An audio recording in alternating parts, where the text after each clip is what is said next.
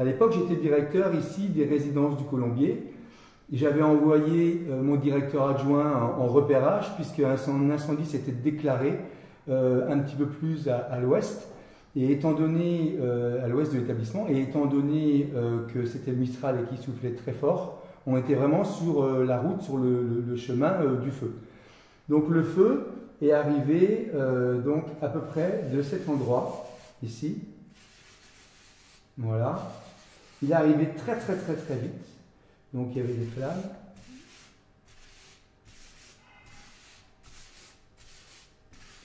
Le feu était bien sûr porté par le vent. Et il y avait ce qu'on appelle des sauts de feu. C'est-à-dire qu'il y avait des endroits qui brûlaient et ensuite des flammes qui pouvaient faire des fois des dizaines de mètres en faisant des sauts de feu, en épargnant cette partie-là et en continuant donc à brûler des parties qui étaient un peu plus loin. Donc ça, c'est qui est un peu terrible dans la région, c'est ces sauts de feu là, parce que du coup, le feu se déplace très vite. Donc le feu arrivait, hop, de l'ouest et partait vers l'est. Hein, il suivait en fait la route du Mistral tout simplement.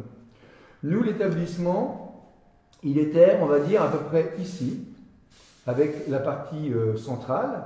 Ici, on a la piscine, donc, avec l'eau. Ici, on avait le terrain de boules. Ici, le terrain de volley. Et ici, on avait une autre partie, hop, qui correspond un petit peu aux réserves, avec les salles de restaurant, l'accueil, etc. Donc, tout ça, c'était à cet endroit-là. Ensuite, on avait les logements des vacanciers qui étaient répartis dans des sortes de pavillons. Voilà, donc ce sont des pavillons qui sont des pavillons en général de 6 chambres. Donc voilà, pavillon de 6 chambres. Et en tout, on avait à l'époque 10 pavillons comme ça. Donc on va les représenter, ils sont là.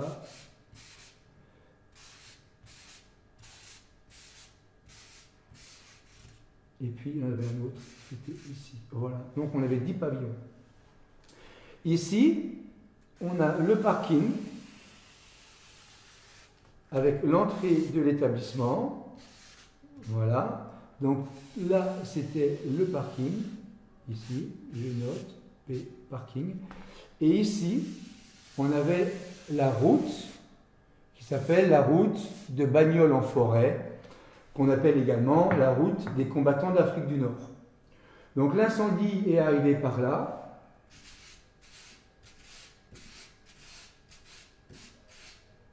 Hop. Donc l'incendie est arrivé très vite sur notre établissement.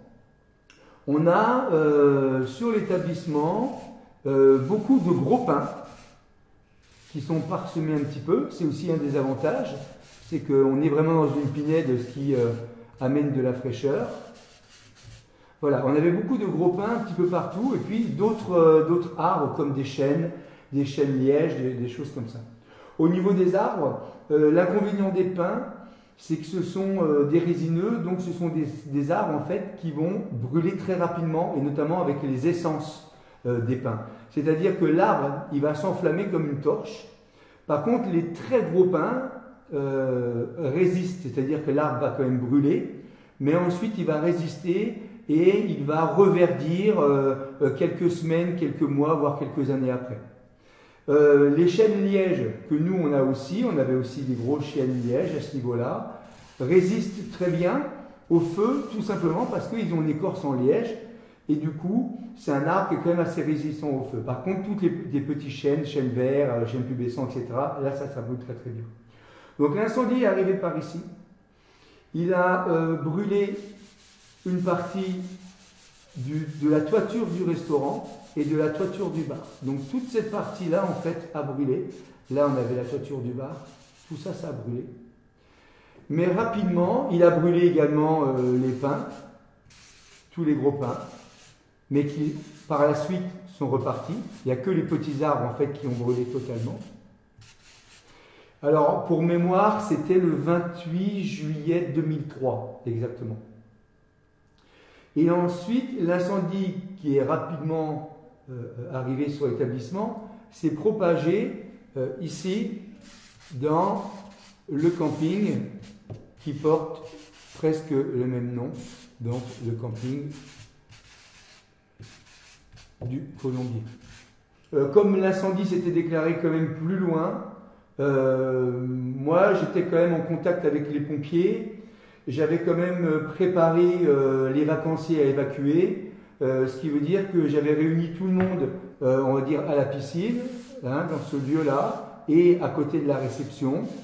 Donc tous les vacanciers étaient regroupés ici, les voitures étaient toutes stationnées sur le parking, et donc quand j'ai vu que mon directeur adjoint revenait en courant en me disant le feu est juste derrière et il arrive à une vitesse incroyable, à ce moment-là j'avais prévu un micro, etc.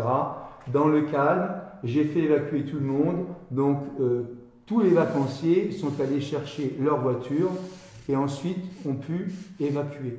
Voilà. L'avantage que j'ai eu ici, c'est que j'étais le premier touché, c'est-à-dire que c'était vraiment l'établissement qui a été le premier touché par l'incendie.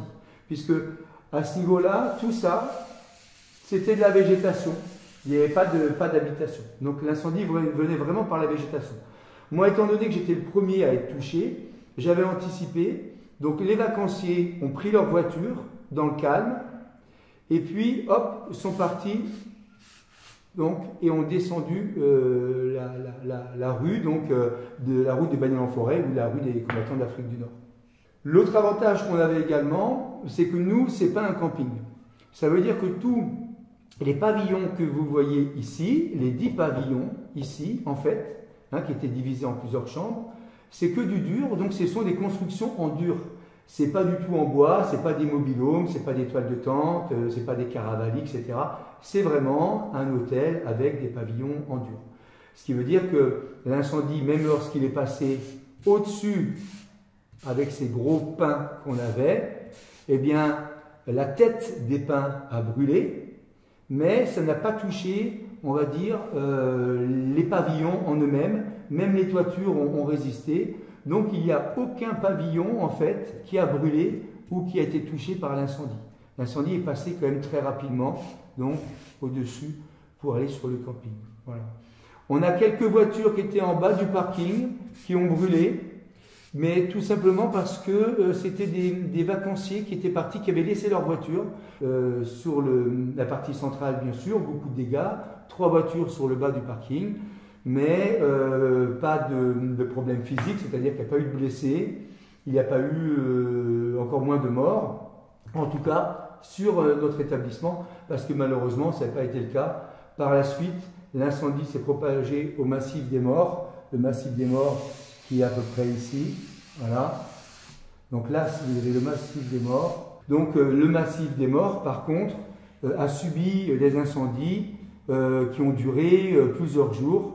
Et le lendemain de notre incendie ici aux résidences des Colombiers, eh bien ça a énormément brûlé dans le massif des morts. Et là, malheureusement, il y a eu des morts, hein, mais MORTS, bien sûr, et notamment 3 pompiers qui sont décédés. Donc en 2003, c'était le lendemain, le 29 juillet 2003, 3 pompiers qui sont décédés en essayant d'éteindre les flammes.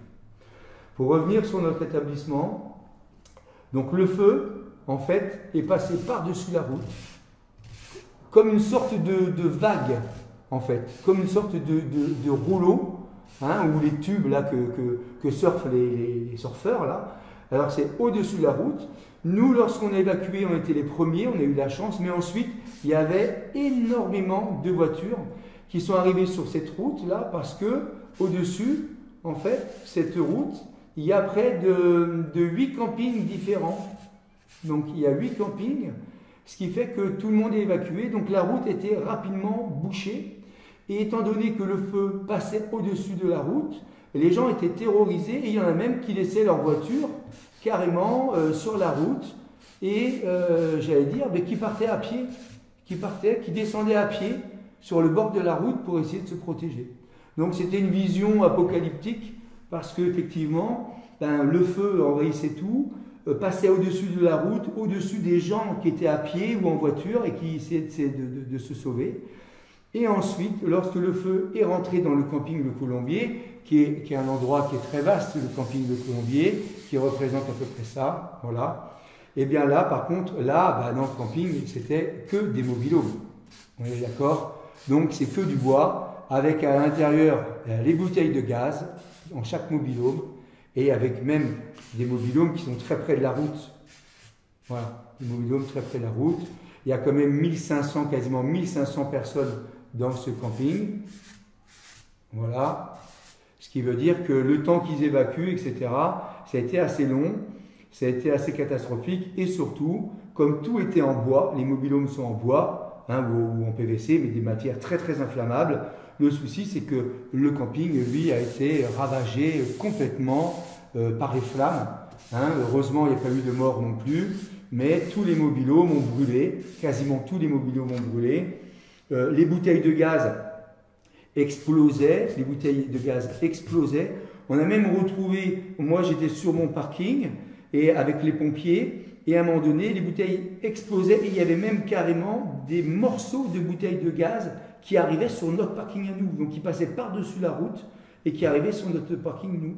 Et donc c'est à ce moment-là que les pompiers, moi j'avais déjà fait évacuer tout le monde, mais j'étais resté pour protéger l'établissement avec les pompiers et puis 2 membres du personnel. Mais c'est à ce moment-là que les pompiers m'ont dit d'évacuer à mon tour parce que je n'étais pas protégé et c'était vraiment beaucoup trop risqué. Donc à ce moment-là, je suis parti et j'ai évacué à mon tour avec les quelques membres du personnel. Alors, personne ne m'a dit d'évacuer à base nature. Néanmoins, dans la réflexion que j'ai eue à ce moment-là, je me suis dit, c'est l'endroit qui est le plus proche de la mer, c'est l'endroit qui peut accueillir le plus de monde, et en plus, il y a un endroit qui s'appelle l'espace CACO à la base nature, et cet endroit peut accueillir, qui est couvert et qui peut accueillir énormément de monde. Donc on est passé par ici pour aller à la base nature, on est arrivé donc à peu près ici. Là, on a en gros le décathlon de Fréjus, avec le gros rond-point. Ici, une route qui part, qui est la RN7, la fameuse route nationale 7. Et ensuite, de l'autre côté, on va vers Fréjus, le centre de Fréjus, centre historique, Fréjus donc historique, voilà, avec la ville de Fréjus qui est, on va dire, située à peu près ici, voilà. Les arènes de Fréjus, les fameuses arènes de Fréjus qui sont là, voilà. Donc nous, on a évacué par ici, ensuite on est passé par là, et ensuite on a pris ce qu'on appelle le boulevard de la mer, qui est un grand boulevard, et qui rejoint la base nature, qui est vraiment un endroit qui est fabuleux, qui est l'ancien aéroport militaire de Fréjus. Et là, dans cette base nature, qui fait de tête plus de 22 hectares, il y a un grand bâtiment qu'on appelle l'espace CACO. Donc voilà, l'espace CACO. Et avec un grand parking également au niveau de la base nature. Donc tous les vacanciers ont pris leur voiture, ainsi que le personnel. On est arrivé sur le parking. Ensuite, on s'est rendu dans l'espace CACO. Là, ce qui était impressionnant, c'est que comme la mer est située ici, juste à côté de la base nature, voilà. Là, ce sont les plages, en fait. Les plages. Ensuite, là-bas, on a Saint-Égulphe. Donc, Saint-Égulphe, là-bas. Voilà, ici, toute la ville de Saint-Égulphe. Ce qui était impressionnant, c'est que nous, on était vraiment à côté de la mer et on voyait les navettes, en fait. On voyait les navettes des Canadair. Donc, les Canadair faisaient les navettes, elles venaient dans la mer récupérer l'eau, donc elles plongent dans l'eau, elles remplissent le réservoir, et ensuite elles faisaient les navettes directement vers le camping du Colombier et vers notre établissement, les résidences du Colombier. Donc, et nous, c'était un balai incessant, en fait, de Canadair. Il devait y avoir une dizaine de Canadair qui, sans arrêt, remplissaient, allaient vider, remplissaient, allaient vider, remplissaient, allaient vider. Donc le feu, il n'a pas été complètement maîtrisé. Il a continué à avancer en direction de Fréjus et notamment de ce qu'on appelle la Villa Aurélienne. Donc la Villa Aurélienne, c'est un endroit à Fréjus ici avec une villa néoclassique qui est vraiment très très belle et surtout qui est très très très boisée avec énormément de pins autour. Voilà. Et là, c'est vraiment un peu l'emblème de Fréjus. Donc là, il y a la route qui va vers l'autoroute, voilà. Et donc, le but quand même des pompiers, c'était d'arriver à stopper l'incendie à ce niveau-là, pour pas qu'ils viennent détruire la villa aurélienne et les jardins qu'on appelle le parc aurélien, autour de la villa aurélienne. Alors l'incendie s'est déclaré en début d'après-midi, donc j'ai évacué tout le monde en début d'après-midi, donc à l'espace CACO, à la base nature. Tout le monde était là, on s'est tous regroupés là-bas. Alors il y avait bien sûr des milliers de personnes qui étaient à l'espace CACO, puisque après tout le monde a suivi, et effectivement les consignes c'était d'évacuer là-bas.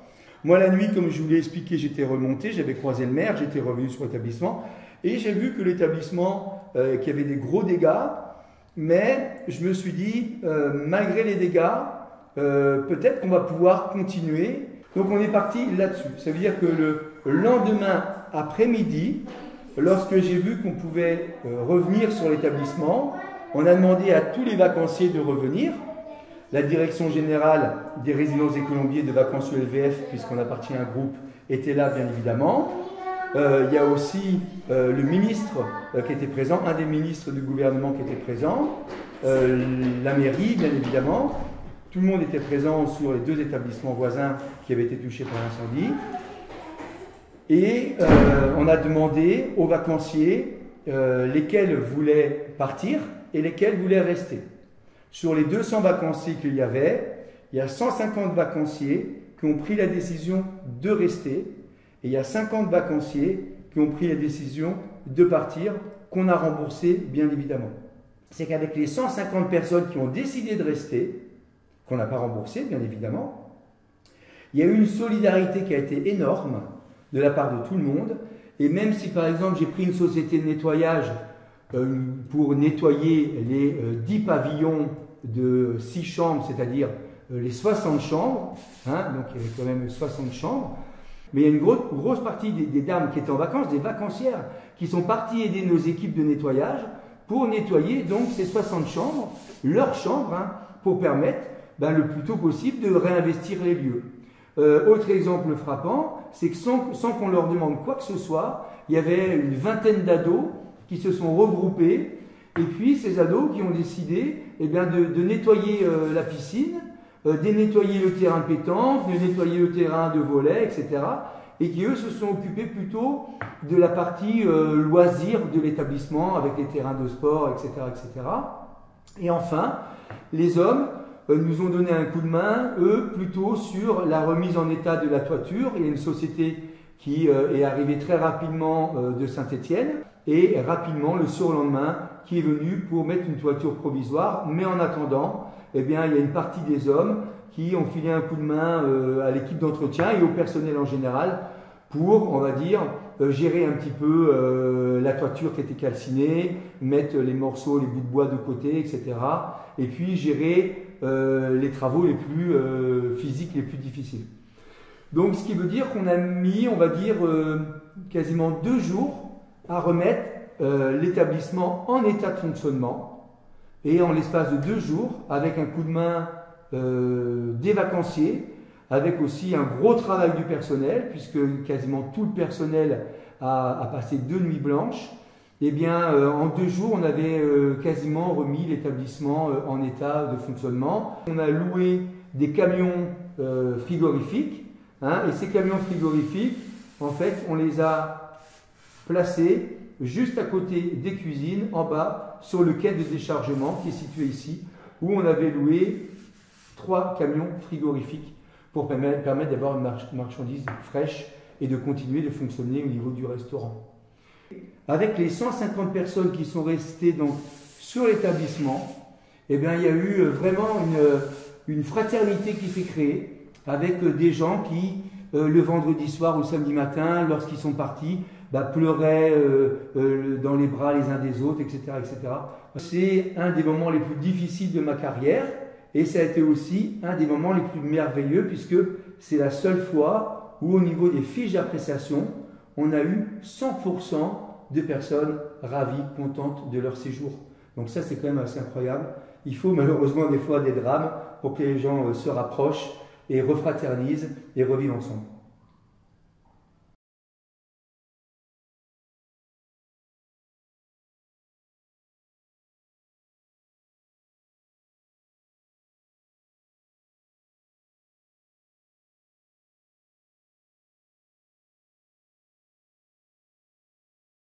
début juillet, on va dire.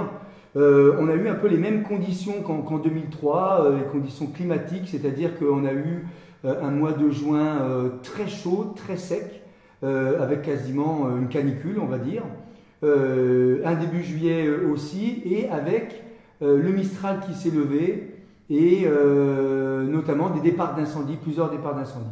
Donc ça m'a replongé un petit peu, j'allais dire, il y a 22 ans en arrière, lors de cet incendie en 2003, sans qu'il y ait de panique, mais j'ai ressenti un petit peu les mêmes sensations. On a les mêmes sensations olfactives parce qu'on sent le feu qui progresse, on sent la fumée, visuel également parce que lorsqu'il y a un incendie, eh bien en fait la lumière a une coloration très particulière, un petit peu orange, jaune, qui envahit en plus, j'allais dire, tout l'espace lorsqu'on est proche de l'incendie, et j'ai ressenti un petit peu la même chose. Alors cette fois-ci, la chance qu'on a eue, c'est que le feu a pris plus bas. Donc je vous ai parlé de cette route là qui nous a permis d'évacuer en 2003. En bas de cette route, juste en bas de notre établissement, il y a un gros rond-point. Voilà, il est ici, avec une nouvelle route qu'on est en train de construire, voilà, et qui va ensuite partir par là. Voilà.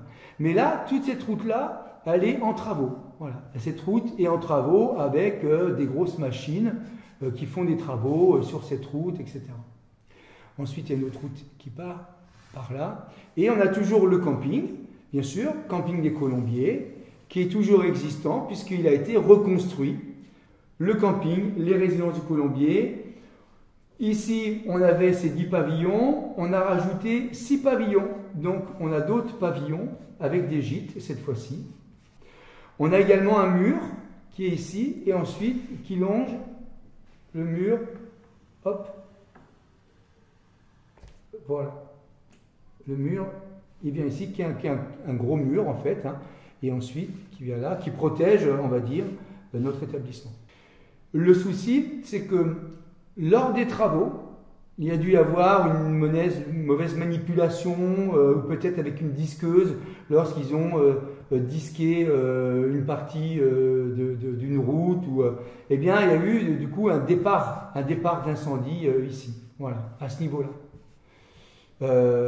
On sait que ça s'est passé là, puisqu'il y a eu des témoins qui étaient là et qui ont vu donc une machine prendre de la terre pour essayer d'éteindre le petit foyer qui débutait ici. Malheureusement, avec le vent qui n'a pas changé, le vent c'est toujours le même, c'est toujours le Mistral qui vient donc de l'ouest vers l'est. Voilà. Comme le vent était très très violent, très puissant, eh bien l'incendie qui a pris ici est parti, voilà, ici. Il a sauté la route là encore, bien évidemment, et il a brûlé. Alors il n'a pas touché le camping, il a vraiment, on va dire, brûlé le bas du camping. Voilà, donc ici. Donc tout ça, toute cette partie a brûlé. Donc les pompiers, bien sûr, étaient positionnés plutôt ici pour protéger le camping, faire une barrière contre le camping.